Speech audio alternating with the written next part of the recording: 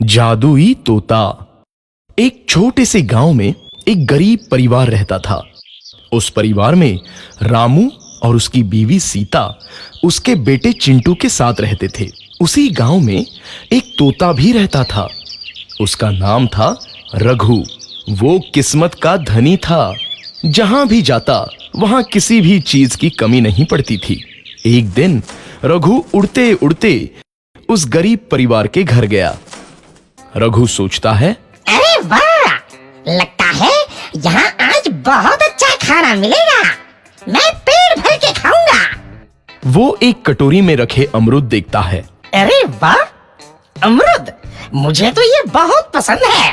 मैं तो इसे पेट भर के खाऊंगा। रघु तोता अमरूद खाने ही लगता है।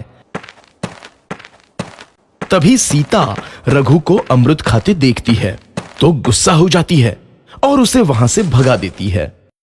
भाग यहाँ से, न जाने कहां से आ जाते हैं। मैं तो परेशान हो गई हूं इनसे।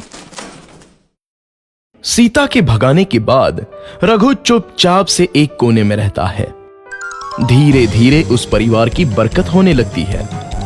एक दिन रामू और सीता खाना खाते वक्त बातें करते हैं। आजकल हमारी बहुत तरक्की हो रही है, काम भी अच्छा चल रहा है। रामू कहता है। इस पर सीता कहती है, सच कहा, भगवान हमेशा ऐसे ही हम पर मेहरबान रहे।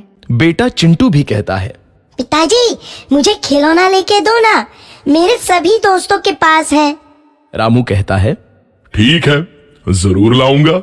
सीता कहती है, कितने खुश है सब, मेरे परिवार को किसी की नजर ना लगे। एक तरफ ऐसी बातें होती हैं तो दूसरी तरफ रसोई में रघु तोता भी अमरूद खाते रहता है। मजा आया, अमरूद खाया, मजा आया, अमरूद खाया, मजा आया। तभी सीता रसोई में आती है और रघु तोते को अमरूद खाते देख बहुत गुस्सा होती है। सीता रघु को बाहर निकालने के लिए पिंजरे में अमरूद रखती है। रघु जब अमरूद खाने लगता है तो पिंजरे का दरवाजा बंद हो जाता है और वो उसमें फंस जाता है। मुझे बाहर निकालो, मैं यहाँ फंस गया हूँ, मुझे बचाओ। अगले दिन सीता पिंजरा उठाकर बाहर दूर उस रघु को छोड़ देती है। रघु के जाते ही उनके घर आई बरकत धीरे धीरे कम हो जाती है। उन्हें बहुत घाटा होता है। सीता कहती है, ये क्या हो रहा है? अचानक इतना कैसे बदल गया? अभी तक तो सब कुछ अच्छा चल रहा था। रामू कहता है, लगता है भगवान हम पर रूठ गए हैं। चिंटू भी कहता है, लगता है अब मुझे खिलौने भी नहीं मिलेंगे। और वो रोने लगता है और बाहर चला जाता है। कुछ दिन बाद रघु तोता फिर से उस घर में आता है। वापस आया, मैं वापस आया, अब मैं जमकर अमरूद खाऊंगा। रघु सीधा रसोई घर में चला जाता है और अमरूद खाने लगता है। कुछ देर बाद सीता रसोई में आती है और रघु को देख कहती है, एक तो घर में पहले से इतनी दिक्कत चल रही है और ऊपर से ये तोता मुझे और परेशान कर रहा है। सीता रघु को वहां से भगा देती है। रघु उड़कर किसी कोने में छुप जाता है। कुछ दिन बाद धीरे धीरे उस घर की बरकत वापस आने लगती है। काम भी अच्छे से चलने लगता है। एक रात जब रघु तोता अमरूद खाने जाता है तो पिंजरे में फंस जाता है। ये लोग आखिर चाहते क्या हैं? एक तोते को शांति से अमरूद खाने क्यों नहीं देते? मैं कौन सा चोरी कर रहा हूँ? बस अमरूद ही तो खा रहा हूँ।